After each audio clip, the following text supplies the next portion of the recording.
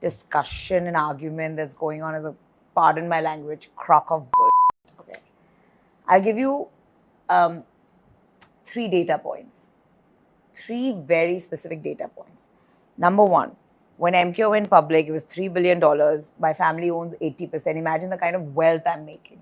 Now, for the founders, set of co-founders, top management, look at the kind of money they're making. Obviously, they're going to work 20 hours a day, which is what we all do. But the employees, MQ has 10,000 employees. Today, my accountant in my finance department, he's making a salary. He doesn't have the upside of putting in that kind of hours.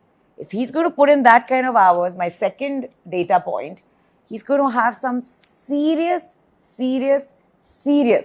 physical and mental health issues with working that kind of hours on a very routine basis, which is what is expected very often. And I see disease, hospitals and doctors all day long. And of course, pharma companies want to get richer with people getting sicker. But I don't think that's the way we should go. So I think for founders, high stakeholders, going to make tons of money, go for it, work 24 hours a day, forever. But I think for the common man and woman, they need, I'm not saying you do 3 hours, but I think all corporate cultures have a certain number of hours that they're supposed to work. And of course, when they're deliverables, like my audit team, when there's a statutory audit and there's a quarter end, people at that time work the longer hours, but it's not on a non-stop standard number basis, right?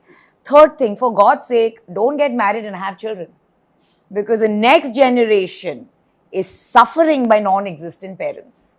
So by all means, if you want to achieve extraordinary things in your life, I'm the biggest advocate of that. You must try to do good for yourself, love what you do great for the country. But then don't make a little child miserable because you're never around for that kid. Because when you're working those kind of hours, and then you know the commute.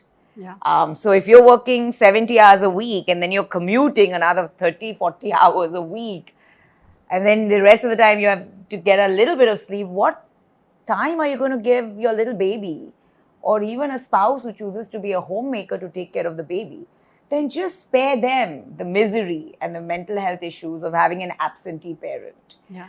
So I think for people where the stakes are high, yes, but for common employees, have a reasonable work limit, knowing that there'll be some blips, deliverable times, but it cannot be a constant 70-hour work week, which is what a lot of people are proposing. And there are going to be serious repercussions in mental, physical health if that happens. And, when it comes to next generation, please spare. And it's okay if we have fewer marriages and fewer kids, but do not put them through this. No,